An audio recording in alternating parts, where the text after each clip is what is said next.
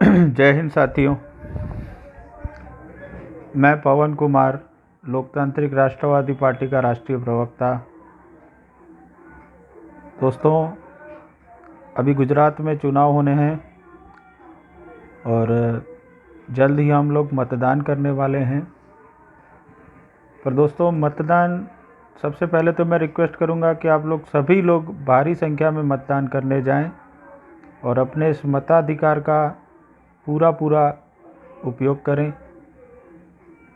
दोस्तों, हम मतदान इसीलिए करते हैं कि हम अपने लिए एक सरकार चुन सकें और जो सरकार हमें हमारी जीवन ज़रूरियात जैसे कि स्वास्थ्य, शिक्षा, रोज़गार पर हमें सहयोग कर सके, हमारे काम कर सके, भ्रष्टाचार को मुक्त कर सके, कानून व्यवस्था को बनाए रख सके। इस तरह से हम लोग मतदान करने इसीलिए जाते हैं कि ताकि आने वाला जो भविष्य है वो हमारा सुरक्षित हो और हम लोग अच्छी सुविधाएं भोग सकें। परंतु आजकल उल्टा हो रहा है दोस्तों। उल्टा इसीलिए कहना चाहूँगा दोस्तों कि गुजरात में 27 साल से बीजेपी का गवर्नमेंट है और बीजेपी अगर ये कहती है कि उन्होंने भ्रष्टाचार नहीं किए तो ये सरासर झूठ है, क्योंकि गुजरात में भ्रष्टाचार का अगर कहते हैं कि नाम अगर बदल कर विकास रख दिया होगा तो भी सही होगा, क्योंकि गुजरात के अंदर हर तरह के घोटाले हुए, जिसमें ज़मीन घोटाले हैं, बैंक घोटाले हैं और शराब की जो अवैध कारोबार हैं। गुजरात शराब प्रतिबंधित राज्य है, पर गुजरात में सबसे अधिक शराब बिकती है। अगर ये भी कहूँ तो गलत नहीं होगा। गुजरात के अंदर शराब के अड्डे खुलेआम चलते हैं, अपराधी निरंकुश है, कानून व्यवस्था बिल्कुल खस्ता हाल पड़ी है।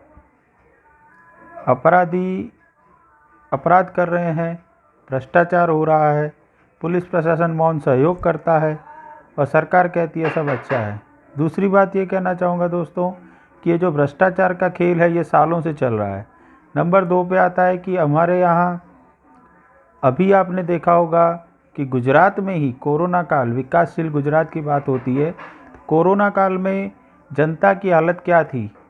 बिना ऑक्सीजन, बिना दवाइयों के लोगों ने अपनी जान गंवाई, लोगों ने अपने प्रियजनों को गंवाया, किसी ने अपनी माँ को गंवाया, किसी ने अपने पिताजी को गंवाया, सब ने अपने स्वजनों को गुमाया। जिन जिन लोगों को कोविड हुआ था, कोरोना हुआ था, जो गंभीर स्थिति में थे, ऑक्सीजन सिलेंडर मिलना मुश्किल था, दवाई मिलनी मुश्किल थी। दोस्तों, वो दौर याद कीजिएगा। मज़दूर दोस्तों को घर तक जाने का वाहन नहीं मिल रहा था। रैली सभाओं के लिए बसें, ट्रकें सब आ जाती हैं। मज़दूर दोस्तों को घर तक जाने के लिए वाहन नहीं मिल रहे थे। कई भाई हमारे, कई बहनें पैदल पैदल अपने घरों तक गई। वो दिन याद है दोस्तों मुझे भी, कि मैं भी सब ये देखते हुए मेरी आंखों से आंसू आते थे, मैं विवश हो जाता था। एक नागरिक होने के नाते ये हालात देखते हुए मेरी आंखें भर आती थी कि हे भगवान, ये क्या हो रहा है। और ऐसे हालातों में हम देश के लिए जो बन पड़ रहा था वो कर रहे थे, जनता के लिए जो बन पड़ रहा था वो कर रहे थे। मगर दोस्तों, जिस प्रकार के हालात उस टाइम हमने भोगे, उसमें हम भी आ गए, आप भी आ गए दोस्तों, सभी ने भोगे। और उस तरह से जो पोजीशन हुई थी, अगर विकासशील, डेवलपशील या गतिशील जो ये लोग बात करते हैं कि गुजरात में विकास मॉडल है, ये है, वो है, आप मानोगे दोस्तों कि अहमदाबाद के सिविल अस्पताल के बाहर लोग एम्बुलेंस में पड़े हुए थे बीमार, अंदर उनको एडमिट करने की जगह नहीं थी। प्राइवेट में जाते थे, पैसा जो नहीं खर्च कर पा रहा था वो प्राइवेट में कैसे जाएगा, सरकारी अस्पताल में ही जाएगा।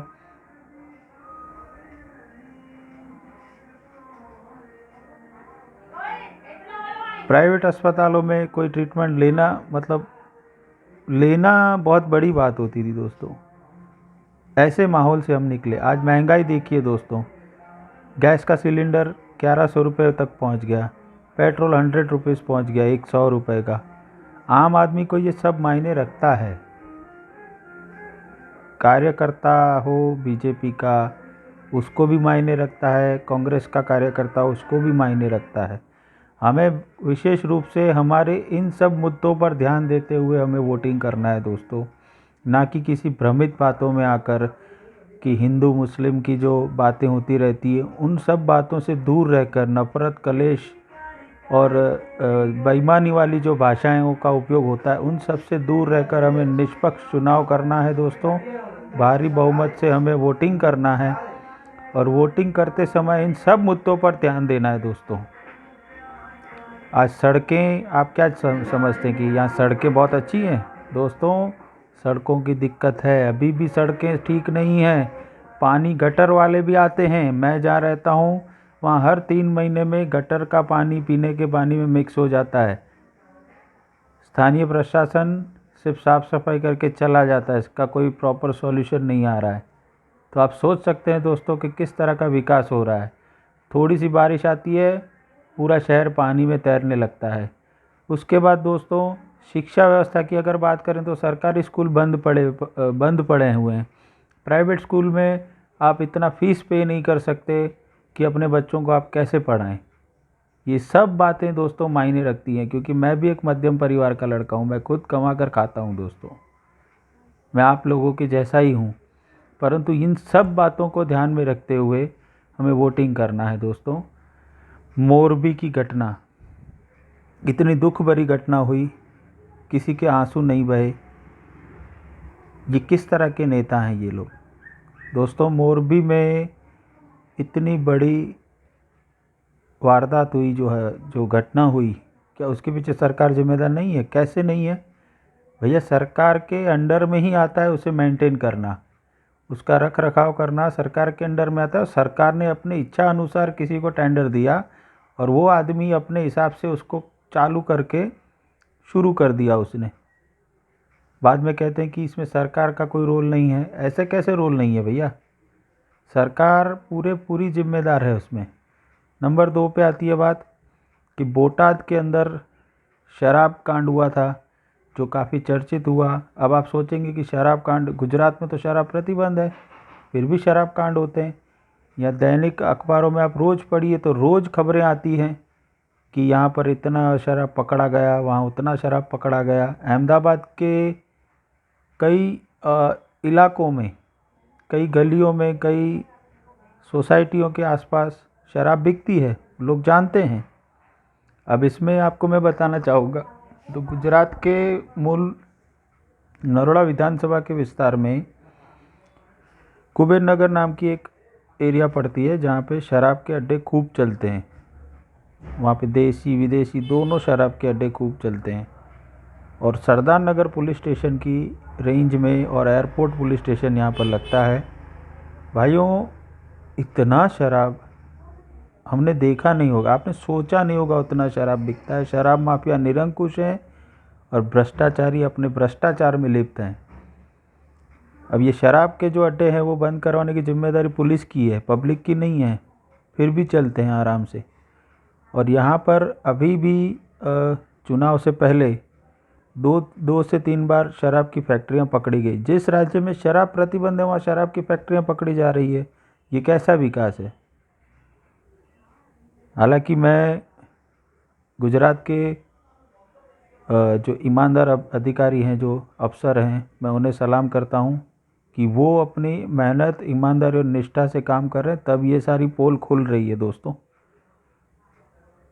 और ये सारी चीज़ें मीडिया कभी नहीं दिखाएगा आपको दोस्तों, क्योंकि यहाँ पर जो लोकल होगा वही आपको ये सारी चीज़ें बताएगा दोस्तों। तो बस यही कहना चाहूँगा, अब की बार अपनी भूल सुधारो यार।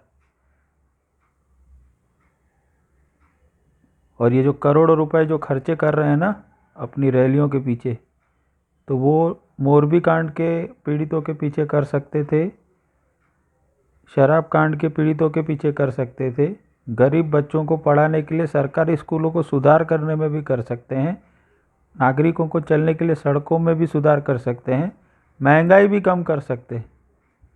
तो आप सोचिएगा दोस्तों, और सोच समझ कर वोट कीजिएगा, वोट अवश्य कीजिएगा।